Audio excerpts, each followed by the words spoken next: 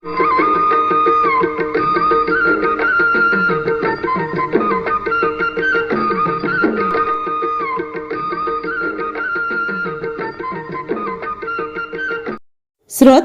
నమస్కారం అండి. ఈ వీడియోలో మనం చెప్పుకోబోయే కథ అమ్మ మనసులో ఏముంది. ఇక కథలోకి వెళ్తే, వంటింట్లో అమ్మకు కూరలు తరిగిస్తున్న శ్రావణి ఫోన్ మోగడంతో హాల్లోకి వచ్చింది. అమెరికా నుంచి కృష్ణన్నయ్య. చెప్పన్నయ్య అని అన్నది శ్రావణి. అమ్మ పక్కనే ఉందా అని నెమ్మదిగా అడిగాడు కృష్ణ. వంటింట్లో ఉందిలే, చెప్పు అని అంది శ్రావణి. అమ్మ మా దగ్గర నెల రోజులు ఉంది కదా, అన్ని రోజులు ఆనందంగానే గడిపింది. చివర్లో మాత్రం 2-3 రోజులు అదోలా ఉంది. ఏదడిగినా ముభావంగా ఉంది. మా వల్ల ఏదైనా ఇబ్బంది కలిగిందేమోనని మాకు చాలా బాధగా అనిపిస్తుంది. అమ్మ నీకేమైనా చెప్పిందా? లేదన్నయ్య. అయినా అమ్మ సంగతి తెలిసిందే కదా, తనకి ఎంత ఇబ్బంది కలిగినా నోరు తెరిచి ఒక్క మాటైనా అనదు. అదే కదా సమస్య. మీ వల్ల ఫలానా ఇబ్బంది కలిగింది అని ఒక్క మాట చెబితే సరిచేసుకునేవాళ్ళం. అప్పటికీ తనకేమైనా అసౌకర్యం ఎదురైందా అని అమ్మను 2-3 సార్లు అడిగాను. తాను ఏమీ ఇబ్బంది పడలేదని, చాలా హాయిగా ఉన్నానని చెప్పింది అమ్మ. మాతో పాటు సినిమాలకు, షాపింగులకు వచ్చింది. మాతో సరదాగా గడిపింది. అలాంటిది ఉన్నట్టుండి ముభావంగా మారిపోయింది. మీ వదిన తన వల్ల ఏదో పొరపాటు జరిగి ఉంటుందని దృఢ నిశ్చయానికి వచ్చింది. ఆమె తిరిగి వెళ్ళినప్పటి నుంచి తను సరిగ్గా భోజనం చేయడం లేదు. ఎంతసేపటికి నా వల్ల అత్త ఏమైనా ఇబ్బంది పడిందేమో అని ఊరుగా బాధపడిపోతుంది. నువ్వు అమ్మను కాస్త కదిలించి ఇక్కడ విషయాలు అడుగు. నాకు తెలిసి ఒకరి గురించి మరొకరి దగ్గర అమ్మ తప్పులు చెప్పదు. అయినా ఒక ప్రయత్నం చేసి నాకు తిరిగి ఫోన్ చెయ్యు అని చెప్పాడు కృష్ణ. అలాగే అన్నయ్య అని చెప్పి ఫోన్ పెట్టేసి వంటింట్లోకి వెళ్ళింది శ్రావణి. కృష్ణన్నయ్య ఫోన్ చేశాడమ్మా. నువ్వెలా ఉన్నావో కనుక్కుందామని ఫోన్ చేశాడట. నువ్వు రోజు గుర్తుకొస్తున్నావట. వదిన కూడా నీ గురించి రోజు అడుగుతుందట. తల్లి మహాలక్ష్మితో అంది శ్రావణి. కోడలి ప్రస్తావన రావడంతో తల్లి ముఖంలో స్వల్పంగా మార్పు రావడం గమనించింది. కానీ ఆ మార్పుకు అర్థం ఏమిటనేది శ్రావణి ఊహకు అందడం లేదు. తొందరగా వంట కానిద్దాం. నాన్నగారు డిశ్చార్జ్ అయ్యేది ఈరోజే కదా, వెళ్ళి తీసుకువద్దాం అంది మహాలక్ష్మి. అలాగే అమ్మా, నువ్వు వెళ్ళి రెడీ అవ్వు, వంట నేను పూర్తి చేస్తానులే అని చెప్పింది శ్రావణి. అలా కాదులే శ్రావణి, నువ్వు వెళ్ళు, నేను చూసుకుంటానులే స్టవ్ మీద బాణలు పెడుతూ అంది మహాలక్ష్మి. తల్లి ఓపికకి ఆశ్చర్యపోయింది శ్రావణి. అమెరికాలో ఉన్న కృష్ణన్నయ్య, వదిన, లలిత చాలా రోజుల నుంచి అందరినీ అక్కడికి రమ్మని బలవంతం చేస్తున్నారు. ఎప్పటికప్పుడు ఏదో ఒక కారణంతో ప్రయాణం వాయిదా పడుతూ వచ్చింది. ఈ మధ్య అన్నయ్య అక్కడ కొత్తగా ఇల్లు కొనుక్కున్నాడు. ఆ ఇంటి తాలూకా గృహప్రవేశం ఉండటంతో ఈసారి తప్పకుండా రావాలి అని చెప్పాడు. టిక్కెట్లు కూడా బుక్ చేశాడు. మరో వారం రోజుల్లో ప్రయాణం అనగా తనకు తమ కాలేజీలో జరిగిన క్యాంపస్ రిక్రూట్మెంట్ తాలూకా ఆఫర్ లెటర్ వచ్చింది. ఇక్కడే హైదరాబాదులోనే పోస్టింగ్ వచ్చింది. అందరూ చాలా సంతోషించారు. తన టికెట్ క్యాన్సిల్ చేయమని, అమ్మా నాన్నలు వస్తారని కృష్ణన్నయ్యతో చెప్పింది తను. కానీ నాన్న నన్ను ఒంటరిగా వదిలి వెళ్ళడానికి ఒప్పుకోలేదు. తను కూడా నిలిచిపోతానని, అమ్మను మాత్రం పంపిస్తానని చెప్పాడు. అందరూ బలవంతం మీద అమ్మ ఒక్కరితే అమెరికా వెళ్ళింది. గృహప్రవేశం తాలూకా పనుల్లో కోడలతో పోటీపడి పనిచేసింది. కొత్త ఇంటిలో సామాన్లు సర్దడం అత్తాకోడళ్ళిద్దరూ కలిసి ఒక రోజులోనే పూర్తి చేశారు.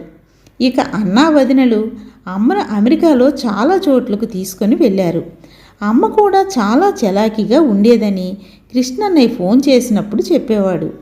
ఇక అమ్మ ఫోన్ చేస్తే మాట్లాడినంతసేపు కోడలు గురించిన పొగడ్తలు. తన కోడలు ఉద్యోగం చేస్తూ కూడా ఇంటిని చక్కగా సర్ది ఉంచుతుందని, తనను ఏ పని చెయ్యనివ్వడం లేదని చెప్పేది. అలాంటిది అమ్మ హఠాత్తుగా డల్ అయిందని అన్నయ్య ఫోన్ చేసి చెప్పాడు. ఎంత తరిచి అడిగినా కారణం చెప్పలేదట. అమ్మది అలిగే స్వభావం కాదు. అనవసరంగా కోపం తెచ్చుకోదు. అవతల మనిషి తొందరపడి ఒక మాట అన్నా కూడా ఆవేశపడదు. మనసులో కూడా ఎవరి మీద ద్వేషం పెట్టుకోదు. అలాంటిది ఆమెను ఏ విషయం బాధించిందో ఎంత ఆలోచించినా ఎవ్వరికీ అర్థం కావడం లేదు. ఇంతలో ఒకరోజు నాన్న స్కూటీలో ఇంటికి వస్తూ ఉండగా కింద పడి చిన్న గాయమైంది. తనే అంటే శ్రావణి హాస్పిటల్లో చేర్పించింది. చిన్నపాటి ఫ్రాక్చర్ అయిందని, ఓ 10 రోజులు హాస్పిటల్లోనే ఉండాలని డాక్టర్లు చెప్పారు. విషయం అన్నయ్య ద్వారా తెలుసుకున్న అమ్మ వెంటనే ఇండియాకు బయలుదేరుతానని చెప్పింది. ఎలాగూ పై నెలలో తాము ఇండియా వస్తున్నామని, తమతో పాటు రావచ్చని, నాన్నకు తగిలింది పెద్ద గాయమేమీ కాదని నచ్చజెప్పడానికి ప్రయత్నించాడు కృష్ణన్నయ్య. కానీ అమ్మ ఎంతమాత్రం ఒప్పుకోకపోవడంతో అమ్మను ఫ్లైట్ ఎక్కించారు అన్నయ్య వదినలు. అమ్మను రిసీవ్ చేసుకోవడానికి ఎయిర్పోర్ట్కి వెళ్ళింది తను.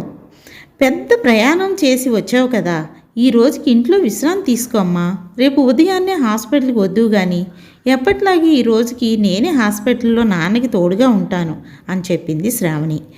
నేను లేనప్పుడు అవస్థపడ్డావు, ఇక నేను చూసుకుంటానులే, ఇంట్లో పడుకున్నా నిద్ర పట్టదు నాకు అని చెప్పింది అమ్మ.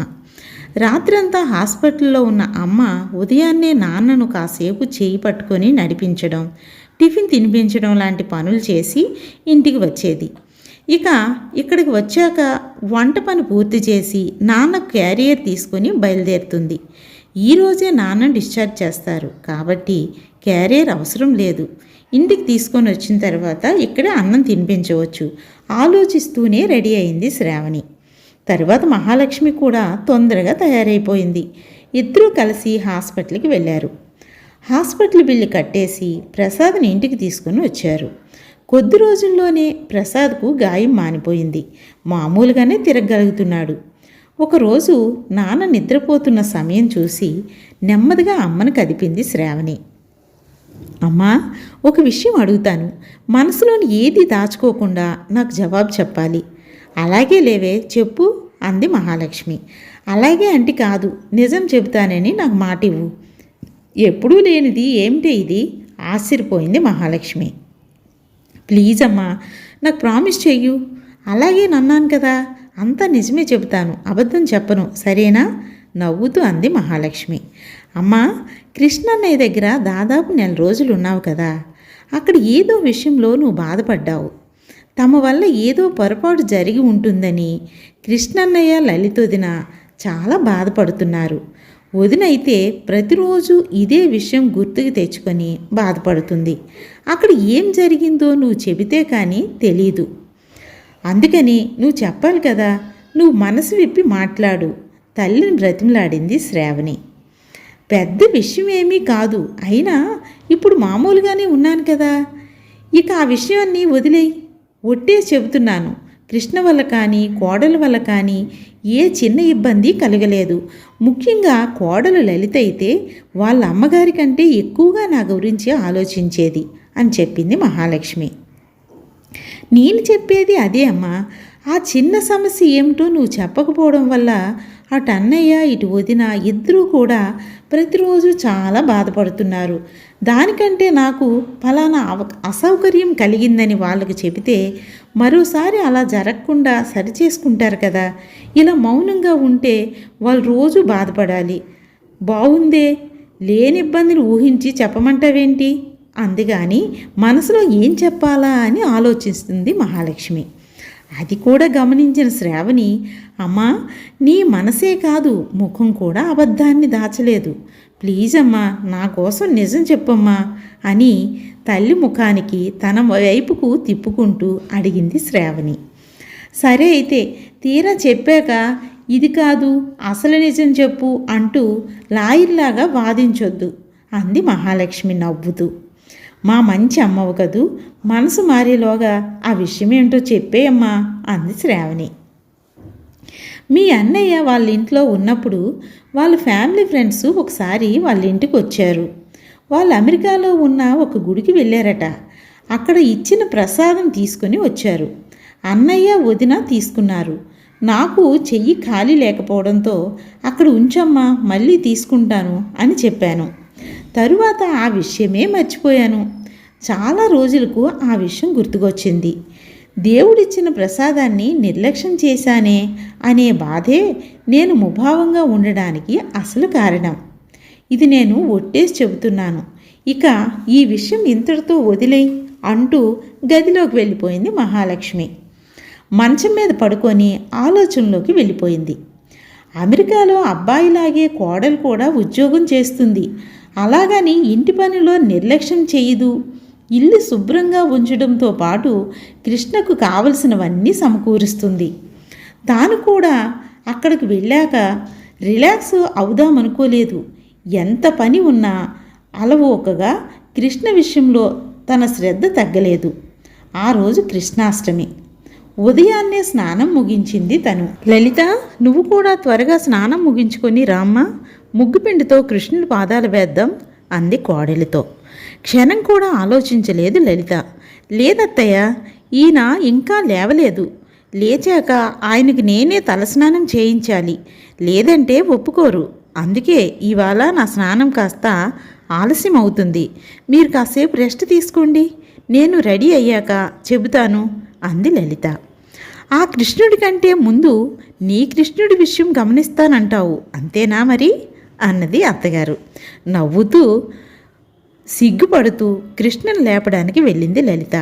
కోడలు చెప్పినట్లే కాసేపు విశ్రాంతి తీసుకుందామని గదిలోకి వెళ్ళింది తను. కొడుకు విషయంలో లలిత చూపిస్తున్న శ్రద్ధ చూస్తుంటే చాలా ముచ్చటేస్తుంది తనకి.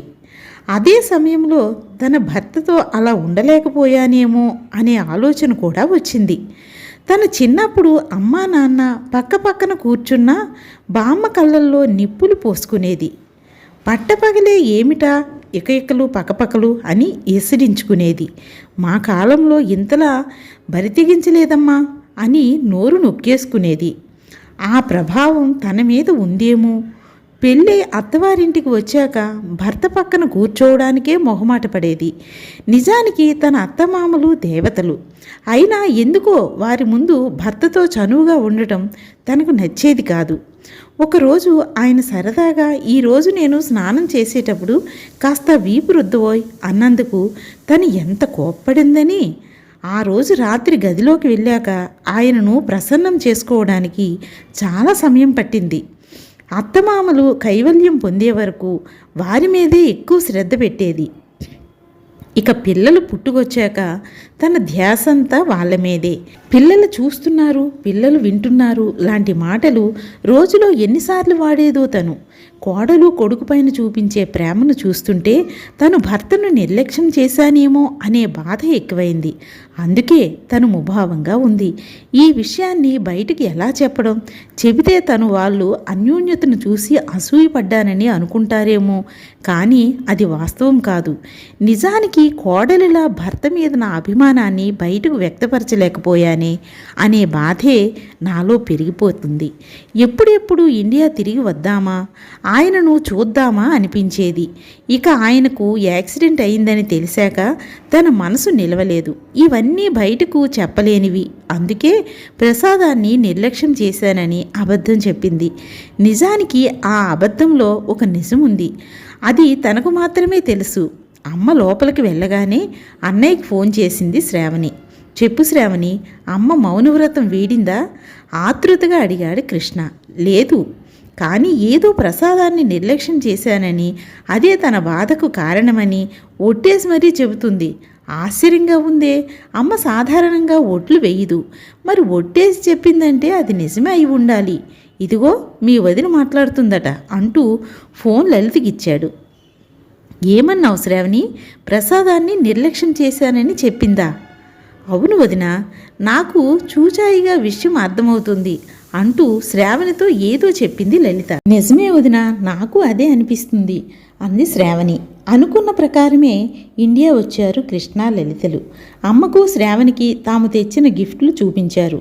ఇంకా ఏదో చూపిస్తారని ఎదురుచూసింది మహాలక్ష్మి. కానీ ఎంతకీ మరేమీ చూపించకపోవడంతో ఆమె మొహంలో రంగులు మారాయి.